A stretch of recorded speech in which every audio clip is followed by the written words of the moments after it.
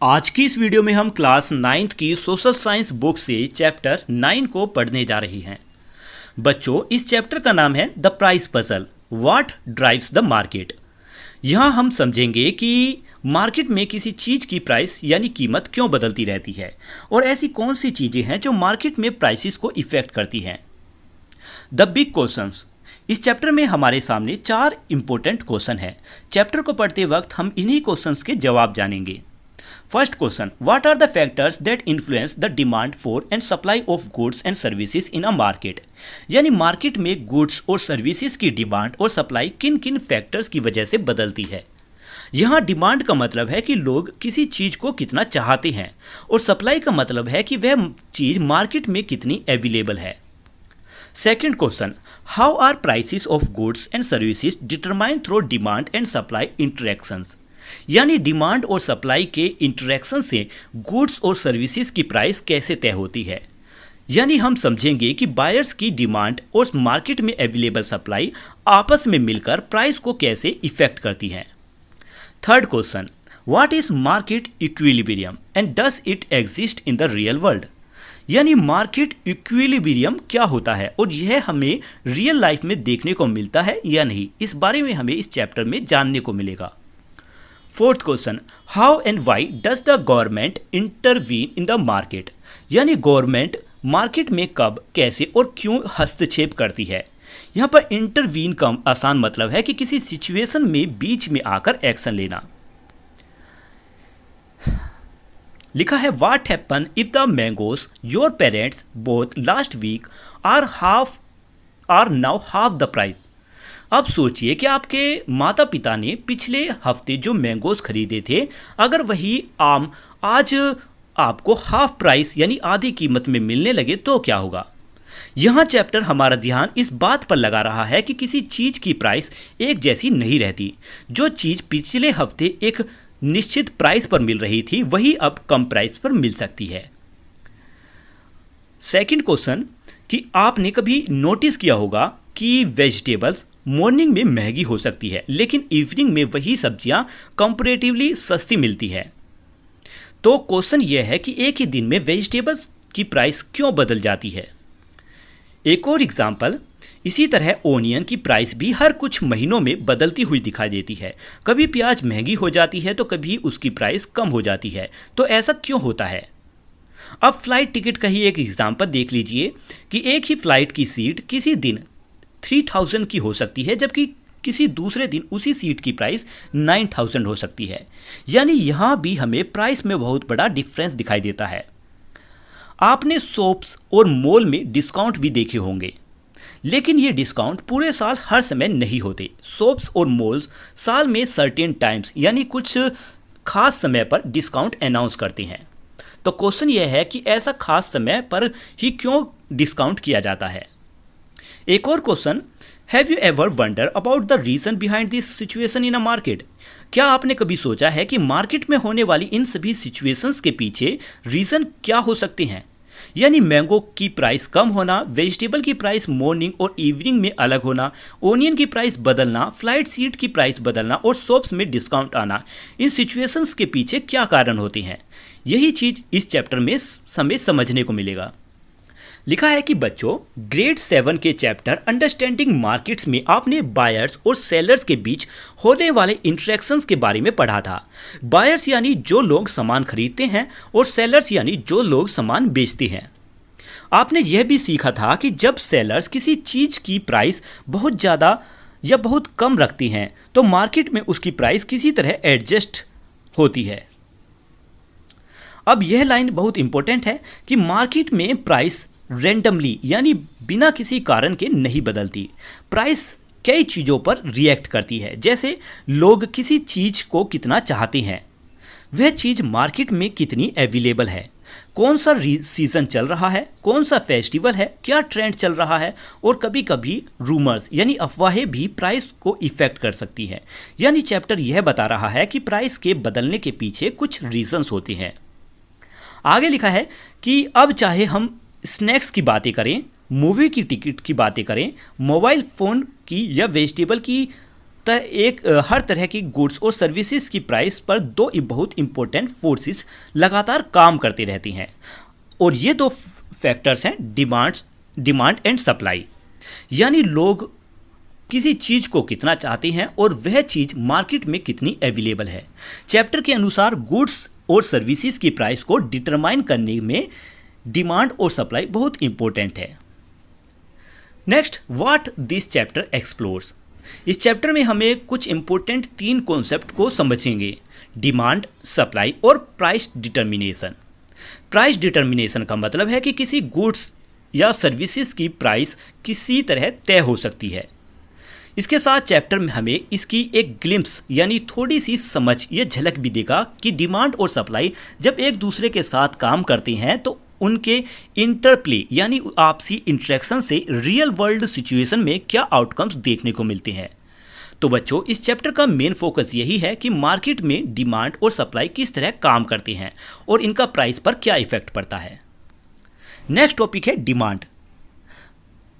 ये एक important topic है। इसमें मार्केट में किसी प्रोडक्ट की प्राइस कैसे इफेक्ट होती है, इसे समझने के लिए सबसे पहले हमें डिमांड का सही मीनिंग समझना जरूरी है। लिखा है कि जैसे जैसे मैंगो सीजन यानी आम का मौसम पास आता जाता है, शुरुआत में मैंगोज की प्राइस जनरली हाई यानी बहुत ज़्यादा होती हैं। इसीलिए लोग उस समय आम को स्मॉलर क्वांटिटी में खरीदते हैं। मतलब अगर मैंगोज महंगे हैं तो लोग ज़्यादा आम खरीदने के बजाय कम क्वांटिटी खरीदना पसंद करते हैं। लेकिन जब मैंगोज की प्राइस गिरने लगती है यानी आम सस्ते होने लगते हैं, तब लोग उन्हें लार्ज क्वांटिटीज में खरीदना पसंद करती है। तो यहाँ हम देख सकते हैं कि प्राइस बदलने पर खरीदी जाने वाली क्वांटिटी भी बदलती रहती है। डिमांड का मीनिंग है कि किसी प्रोडक्ट की वह क्वांटिटी यानी वह मात्रा जिससे लोग किसी पर्टिकुलर प्राइस यानी एक निश्चित कीमत पर खरीदना भी चाहते हैं और खरीद सकते भी हैं, उस प्रोडक्ट की डिमांड कहलाती है। लेकिन डिमांड कई चीज़ों पर डिपेंड करती है, जैसे नीड्स पर। नीड्स यानी लोगों की ज़रूरतें, प्रीफ्रेंस यानी उसकी लोगों की पसंद, सीजन यानी मौसम, ट्रेंड यानी उस समय का चलन, और इनकम यानी लोगों की कमाई कितनी है। इसीलिए केवल किसी चीज़ को खरीदने की इच्छा होना ही डिमांड नहीं है, उस चीज़ को खरीद पाने की अवेलेबिलिटी भी होनी चाहिए। यही बात यहाँ और क्लियर बताई गई है। आगे लिखा है कि डिमांड का मतलब सिर्फ डिज़ायर यानी किसी चीज़ को खरीदने की इच्छा होना नहीं है, उस चीज़ को खरीदने की विलिंगनेस यानी खरीदने की इच्छा के साथ उसे खरीदने की एबिलिटी भी होनी चाहिए। इसी एबिलिटी को यहाँ परचेसिंग पावर कहा गया है। परचेसिंग पावर, साइड बॉक्स में परचेसिंग पावर का मीनिंग दिया गया है। लिखा है it is a measure of how much one unit of a particular currency can by at a particular time. मतलब परचेसिंग पावर हमें यह बताती है कि किसी पर्टिकुलर टाइम पर करेंसी की एक यूनिट से हमें कितना सामान खरीद सकते हैं।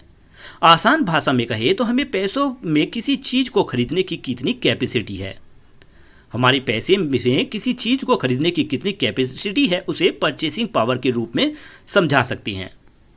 नेक्स्ट है प्राइस एंड क्वांटिटी का रिलेशन। अब फिगर 9.1 को समझिए। यहाँ P फॉर प्राइस और Q फॉर क्वांटिटी है। पहले डायग्राम में दिखाया गया है कि P अपर है, मतलब ऊपर जा रहा है, और क्वांटिटी नीचे घट रही है। दूसरे डायग्राम में देख सकते हो, जब प्राइस घटती है तो क्वांटिटी डिमांड बढ़ती है। जैसा हमने मैंगोज के एग्जाम्पल में देखा, उसी तरह जब किसी प्रोडक्ट की प्राइस बढ़ती है तो उसकी क्वांटिटी डिमांड यानी लोग जितनी मात्रा खरीदना चाहते हैं वह घट जाती है, और जब प्रोडक्ट की प्राइस कम होती है तो उसकी क्वांटिटी डिमांड बढ़ जाती है, यानी लोग उस सामान को ज़्यादा खरीदने लगते हैं। नेक्स्ट है law of demand. This phenomenon is called the law of demand, which highlights the inverse relationship between the price of a product or service and its quantity demanded. इस फिनोमिना यानी इस तरह होने वाली सिचुएशंस को law of demand कहा जाता है। लॉ ऑफ डिमांड हमें प्राइस और क्वांटिटी डिमांड के बीच का इन्वर्स रिलेशनशिप यानी उल्टा रिलेशन बताता है। मतलब एक बढ़ता है तो दूसरा घटता है। जैसे प्राइस बढ़ेगा तो क्वांटिटी डिमांड घटेगी, उसी तरीके से अगर प्राइस की मात्रा घटती है तो डिमांड की मात्रा ज़्यादा हो जाती है। यही लॉ ऑफ डिमांड है। एक श्रीवली का एग्जाम्पल लिखा है कि at the beginning of mango season the price of mango was very high ₹150 पर केजी। यानी मैंगो सीजन की शुरुआत में मैंगोज की प्राइस बहुत ज़्यादा थी। उस समय मैंगो की प्राइस 150 पर केजी थी, यानी 1 किलोग्राम मैंगो के लिए ₹150 देना पड़ रहे थे। श्रीवली एक कस्टमर यानी सामान खरीदने वाली एक कस्टमर है। जब मैंगोज की प्राइस 150 पर केजी थी तो श्रीवली ने केवल 1 केजी मैंगोज खरीदे। समय के साथ मार्केट में और ज़्यादा मैंगोज अवेलेबल होने लगे और मैंगोज की प्राइस घटकर 100 पर केजी हो गई। अब प्राइस कम हो गई, इसीलिए श्रीवली ने 2 केजीज मैंगो खरीदे। यानी 150 में 1 केजी, लेकिन प्राइस घटा तो 100 में 2 केजी हो गई। इसके बाद मैंगोज की प्राइस और कम होकर 50 पर केजी हो गई। अब श्रीवली ने 3 केजी मैंगोज खरीदे। तो पूरा एग्जाम्पल हमें दिखाता है कि जैसे जैसे प्राइस कम हुई श्रीवली की क्वांटिटी डिमांड बढ़ती गई। नेक्स्ट है इंडिविजुअल डिमांड। लिखा है the quantity of a good और service that an individual consumer wants to buy at different price keeping other factors constant is known as individual demand. यानी किसी एक इंडिविजुअल कंज्यूमर यानी एक कंज्यूमर द्वारा अलग अलग प्राइस पर किसी गुड या सर्विस की जितनी क्वांटिटी खरीदी जानी चाहिए उसे इंडिविजुअल डिमांड कहा जाता है। यहां एक इंपॉर्टेंट बात है, कीपिंग अदर फैक्टर कांस्टेंट, यानी बाकी फैक्टर्स को सेम मानकर हम केवल प्राइस और क्वांटिटी डिमांड के रिलेशंस को देख रहे हैं। तो यहाँ हम केवल श्रीवली की डिमांड देख रहे हैं, इसीलिए यह उसकी इंडिविजुअल डिमांड है। नेक्स्ट है डिमांड शेड्यूल। अब श्रीवली की इंडिविजुअल डिमांड नीचे दिए गए टेबल में दिखाई गई है। इस टेबल को डिमांड शेड्यूल कहा जाता है। यानी 150 पर केजी की प्राइस पर श्रीवली की डिमांड 1 केजी, 100 पर केजी में डिमांड हुई श्रीवली की 2 केजी और 50 केजी पर डिमांड हुई 3 केजी। इस टेबल से साफ दिखाई देता है कि प्राइस कम होने पर क्वांटिटी डिमांडेड बढ़ रही है। नेक्स्ट है डिमांड कर्व। जब इसी डिमांड शेड्यूल यानी टेबल में दी गई इंफॉर्मेशन को ग्राफ के रूप में रिप्रेजेंट किया जाता है तो उसे डिमांड कर्व कहा जाता है। अब नीचे दिए गए डिमांड कर्व को देखिए। ग्राफ की वाई एक्सिस पर मैंगोज की प्राइस दिखाई गई है, जबकि एक्स एक्सिस पर मैंगोज की क्वांटिटी दिखाई गई है। यहाँ 3 पॉइंट्स हैं, ए, बी और सी। पॉइंट ए पर प्राइस 150 रुपीज़ है और क्वांटिटी है 1 केजी। पॉइंट बी पर 100 रुपीज़ में 2 केजी। पॉइंट सी पर 50 रुपीज़ में 3 केजी। इन पॉइंट्स को मिलने पर हमें डी से डी डैश तक नीचे की तरफ जाती हुई डिमांड कर्व मिलती है। इस ग्राफ में भी वही बात दिखाई दे रही है जो डिमांड शेड्यूल में थी। जैसे जैसे मैंगोज की प्राइस कम होती हो रही है श्रीवली की क्वांटिटी डिमांड बढ़ रही है। इसीलिए यह फिगर इंडिविजुअल डिमांड शेड्यूल और इंडिविजुअल डिमांड कर्व को दिखाती है।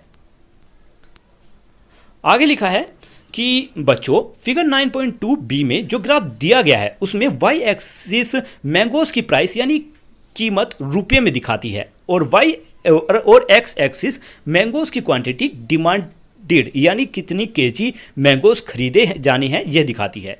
नेक्स्ट है मार्केट डिमांड। क्वेश्चन है what happen when other wants to buy mangoes too. अब क्वेश्चन आता है कि अगर केवल श्रीवली ही नहीं बल्कि दूसरे लोग भी मैंगोज खरीदना चाहते हो तो क्या होगा। अब हम केवल एक कंज्यूमर की डिमांड नहीं देखेंगे बल्कि सभी बायर्स की डिमांड को देखेंगे।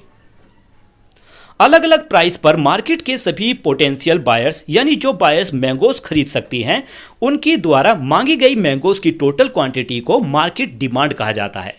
आसान भाषा में कहें तो सभी कंज्यूमर्स की इंडिविजुअल डिमांड्स को जोड़ने पर मार्केट डिमांड मिलती है। यानी मार्केट डिमांड सभी इंडिविजुअल डिमांड्स के टोटल के बराबर है। अब श्रीवली के साथ 2 और कंज्यूमर्स को लिया गया है, एलेक्स और इसरत। इन दोनों की इंडिविजुअल डिमांड्स भी नीचे दी गई है यानी शेड्यूल टेबल में दिखाई गई है। इस टेबल को ध्यान से समझते हैं। यहां क्वेश्चन 1 श्रीवली की डिमांड, एलेक्स की डिमांड, इसरत की डिमांड और QD मार्केट डिमांड ये सब दिखाई गई हैं।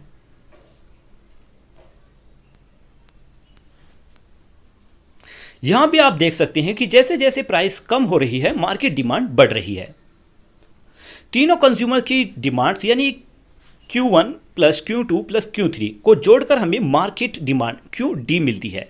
जैसे 150 की प्राइस पर Q1, Q2 और Q3 तीनों को ऐड किया तो 6 kg मार्केट डिमांड है। नेक्स्ट, अब नीचे दो ग्राफ दिए गए हैं। पहला है इंडिविजुअल डिमांड कर्व जो श्रीवली की डिमांड कर्व दिखाता है। दूसरा है मार्केट डिमांड कर्व जो सभी बायर्स की टोटल डिमांड दिखाता है। First, individual demand curve. पहले ग्राफ में वाई एक्सिस पर प्राइस ऑफ मैंगोस और एक्स एक्सिस पर क्वांटिटीज ऑफ मैंगोस हैं। यह श्रीवली की डिमांड दिखाता है। इन पॉइंट्स को कनेक्ट करने पर हमें D dash individual demand curve मिलता है। यह कर्व नीचे की तरफ जाता है क्योंकि प्राइस घटने पर श्रीवली की क्वांटिटी डिमांडेड बढ़ रही है। इसी तरीके से मार्केट डिमांड कर्व भी है। अब अलग अलग प्राइस पर मिलने वाली मार्केट डिमांड को ग्राफ पर प्लॉट यानी पॉइंट्स के रूप में दिखाया जाता है तो हमें market demand curve DM dash मिलता है, जैसे फिगर 9.3b में दिखाया गया है। तो बच्चों यहाँ बेसिक डिफरेंस समझिए। इंडिविजुअल डिमांड कर्व एक इंडिविजुअल बायर जैसे श्रीवली की डिमांड दिखाती है, जबकि मार्केट डिमांड कर्व मार्केट के सभी बायर्स की टोटल डिमांड को दिखाती है। और यहाँ दोनों कर्व्स में वही पैटर्न दिखाई दे रहा है। प्राइस कम होने पर क्वांटिटी डिमांड बढ़ती है और प्राइस बढ़ने पर क्वांटिटी डिमांड कम होती है। Next, don't miss out. लिखा है, did you notice that the market demand curve is flatter than Shrivali's individual demand curve. क्या आपने नोटिस किया कि मार्केट डिमांड कर्व श्रीवली की इंडिविजुअल डिमांड कर्व के मुकाबले ज़्यादा फ्लैटर यानी कम स्टीप और ज़्यादा फैली हुई दिखाई दे रही है। यानी श्रीवली की इंडिविजुअल डिमांड कर्व ज़्यादा नीचे की ओर झुकी हुई है, जबकि मार्केट डिमांड कर्व उसके कंपैरिजन में ज़्यादा फ्लैट दिखाई देती है। अब क्वेश्चन है, वाई इज दैट? ऐसा क्यों होता है? Market demand curve individual demand curve से ज़्यादा फ्लैटर क्यों है? इसका जवाब है कि market demand aggregates many consumer so the same price change creates a large total quantity response. ऐसा इसीलिए होता है क्योंकि मार्केट डिमांड में बहुत सारे कंज्यूमर्स की डिमांड को एक साथ जोड़ा जाता है। एग्रीगेट्स का यहाँ आसान मतलब है कई कंज्यूमर्स की डिमांड को जोड़कर टोटल बनाना। इसीलिए प्राइस में वही चेंजेस होने पर पूरे मार्केट की टोटल क्वांटिटी डिमांड में ज़्यादा बड़ा चेंज दिखाई देता है। मतलब इंडिविजुअल डिमांड में हम केवल एक कंज्यूमर की क्वांटिटी में चेंज देखते हैं, जबकि मार्केट डिमांड में कई कंज्यूमर्स की टोटल क्वांटिटी में चेंज देखते हैं। इसे अब नंबर से समझिए। जब मैंगोज की प्राइस 150 से घटकर 50 रुपीस केजी हो गई, तब श्रीवली की डिमांड भी 1 केजी से बढ़कर 3 केजीज हो गई, 1 केजी से बढ़कर 3 केजीज हो गई। यानी श्रीवली की डिमांड में इंक्रीज हुआ 2 केजी। इसीलिए लेकिन इसी प्राइस चेंज पर मार्केट डिमांड 6 केजी से बढ़कर 18 केजी हो जाती है। यानी मार्केट डिमांड में भी इंक्रीज हुआ। तो एक तरफ श्रीवली की इंडिविजुअल डिमांड केवल 2 केजी बढ़ी, जबकि कंज्यूमर्स की टोटल मार्केट डिमांड 12 केजी बढ़ी। इसी वजह से मार्केट डिमांड कर्व ज़्यादा फ्लैटर और मोर रिस्पॉन्सिव दिखाई देती है। यह रिस्पॉन्सिव का मतलब है कि प्राइस में चेंज होने पर मार्केट की टोटल क्वांटिटी डिमांडेड में ज़्यादा बड़ा चेंज दिखाई देता है। तो इस बॉक्स का मेन पॉइंट यही है कि मार्केट डिमांड में कई कंज्यूमर्स की डिमांड शामिल होती है, इसीलिए सेम प्राइस चेंज पर टोटल क्वांटिटी का रिस्पॉन्स बड़ा होता है और market demand curve individual demand curve के मुकाबले फ्लैटर दिखाई देती है। नेक्स्ट है अदर डिटर्मिनेशन ऑफ डिमांड। अब बच्चों, अभी तक हमने देखा कि प्राइस में चेंज होने पर डिमांड कैसे चेंज होती है, लेकिन डिमांड केवल किसी प्रोडक्ट की अपनी प्राइस पर ही डिपेंड नहीं करती। अब चैप्टर हमें कुछ अदर फैक्टर्स के बारे में बता रहा है जो डिमांड को इन्फ्लुएंस करते हैं।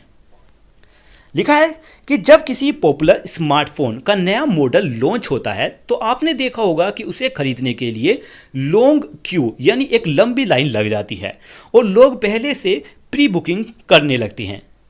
ऐसा तब भी हो सकता है जब नया स्मार्टफोन पहले से ज़्यादा एक्सपेंसिव यानी महंगा हो, यानी प्रोडक्ट महंगा होने के बाद भी लोग उसे खरीदना चाहते हैं। इसका मतलब है कि किसी प्रोडक्ट की डिमांड केवल उसकी प्राइस की वजह से ही चेंज नहीं हो रही, ये जरूरी नहीं है। प्राइस के अलावा भी दूसरे फैक्टर्स डिमांड को इफेक्ट करती हैं। कई दूसरे फैक्टर्स भी यह इन्फ्लुएंस करते हैं कि लोग किसी गुड या सर्विस को कितना क्वांटिटी में खरीदना चाहते हैं, भले ही उस गुड या सर्विस की प्राइस सेम रहे। Let us see some of these factor at play. अब हम ऐसे ही कुछ फैक्टर्स को समझेंगे और देखेंगे कि वे डिमांड को कैसे इफेक्ट करते हैं। First, price of related goods. लिखा है the demand for a good can be affected by change in the prices of related goods. इसका मतलब है कि किसी गुड की डिमांड पर उसके जुड़े हुए रिलेटेड गुड्स और प्राइसेस में होने वाले चेंजेस का भी इफेक्ट पड़ता है। यानी अगर दो गुड्स किसी तरह एक दूसरे को से रिलेटेड हैं तो एक की प्राइस में चेंज होने से दूसरे की डिमांड में भी चेंज हो सकता है। रिलेटेड गुड का मतलब क्या है? Product whose demand is interconnected meaning a change in the price और availability of one directly effect the demand for the other. मतलब रिलेटेड गुड्स ऐसे प्रोडक्ट होती हैं जिनकी डिमांड एक दूसरे से कनेक्टेड होती है। यानी एक प्रोडक्ट की प्राइस का या अवेलेबिलिटी में चेंज होने पर दूसरे प्रोडक्ट की डिमांड डायरेक्टली इफेक्ट होती है। रिलेटेड गुड्स भी दो टाइप के होती हैं, सब्स्टिट्यूट गुड और कॉम्प्लीमेंट्री गुड्स। सब्स्टिट्यूट गुड्स ऐसे गुड्स होती हैं जो एक दूसरे की जगह यूज किए जा सकती हैं, जैसे टी और कॉफी। यानी जरूरत पड़ने पर एक की जगह दूसरे को चूज किया जा सकता है। मान लीजिए टी की प्राइस सेम रहती है लेकिन कॉफ़ी ज़्यादा एक्सपेंसिव हो जाए। ऐसी सिचुएशन में कॉफ़ी पीने वाले कुछ लोग कॉफ़ी की जगह टी लेना शुरू कर सकती हैं। इससे टी की डिमांड बढ़ जाती है। ध्यान रखिए, यहाँ टी की अपनी प्राइस सेम है, उसकी डिमांड इसीलिए बढ़ी क्योंकि उसकी सब्स्टिट्यूट कॉफ़ी की प्राइस बढ़ गई। इसी तरह अगर श्रीवली मार्केट में मैंगोज की प्राइस पर उन्हें अफोर्ड नहीं कर पा रही यानी खरीद नहीं सकती, तो वे मैंगोज की जगह शायद बनाना खरीद सकती है, या बनाना मैंगो की सब्स्टिट्यूट के रूप में लिया गया है। ऐसे ही जब किसी गुड की प्राइस बढ़ जाती है तो लोग उसकी जगह कोई दूसरे रिलेटिवली चीपर अल्टरनेटिव यानी उससे दूसरा सस्ता ऑप्शन खरीदना पसंद कर सकती हैं। इसीलिए अगर एक सब्स्टिट्यूट गुड की प्राइस बढ़ती है तो उसके दूसरे रिलेटेड गुड की डिमांड बढ़ सकती है। जैसे कॉफ़ी महंगी हुई तो टी की डिमांड बढ़ गई। नेक्स्ट है कॉम्प्लीमेंट्री गुड्स।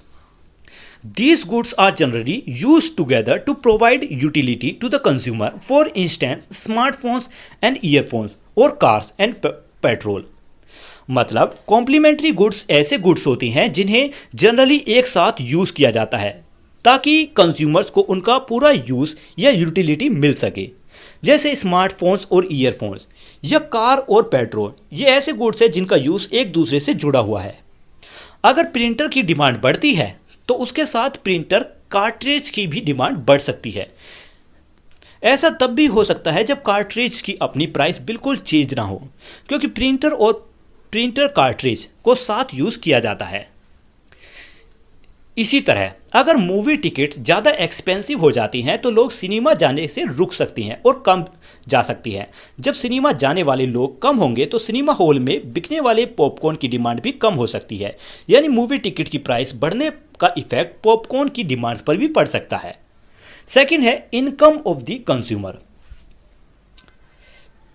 अब डिमांड को इफेक्ट करने वाला अगला factor income of the consumer है, यानी कंज्यूमर की कमाई कितनी है।